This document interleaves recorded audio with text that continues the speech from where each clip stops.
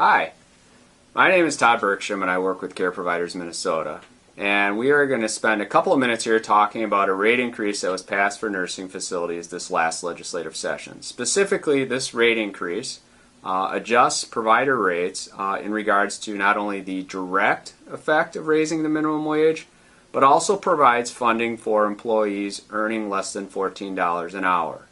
So just to be clear, because there has been some confusion, this increase is not just for those employees earning less than what the scheduled minimum wage increases are to be. There's additional funding scheduled over the next 3 years for those employees earning up to $14 an hour. And so the first thing you need to know is that it is actually somewhat confusing how this is structured and is going to require a little bit of work on the part of providers to actually receive the increase. So one thing you should do, and what I always encourage people to do, is actually use Google to access the Department of Human Services website. So if you Google Minnesota DHS minimum wage nursing facilities, the first link that will come up will be the Department of Human Services website regarding this increase.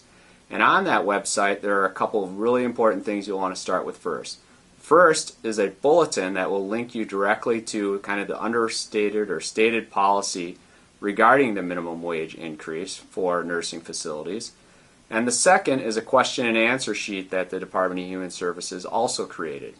Third, there is a Microsoft Excel spreadsheet that, when you look at it, is pretty intimidating, which is why I would start off by reading the instructions to the bulletin and also reading the question and answers, and then also reading the instructions for that Excel spreadsheet. Finally, when you get to the Excel spreadsheet, you'll want to read the instructions that are contained in that.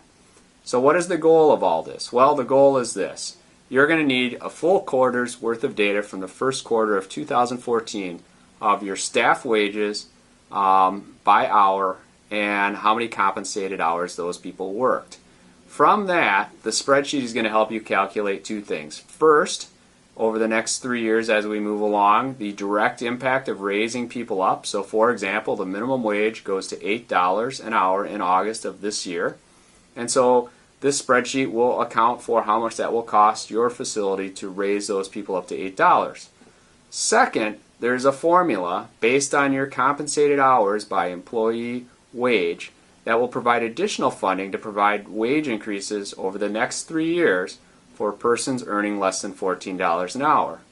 Now, for many of you are familiar with, this is also a compensation plan. So this Excel spreadsheet you will then in turn send to the Department of Human Services for approval, much like last year's rate increase relating to compensated related costs. Finally, as we have always had for the last 10 or 12 years, if you have collective bargaining, you will need a letter of acceptance written by your union regarding this compensation plan.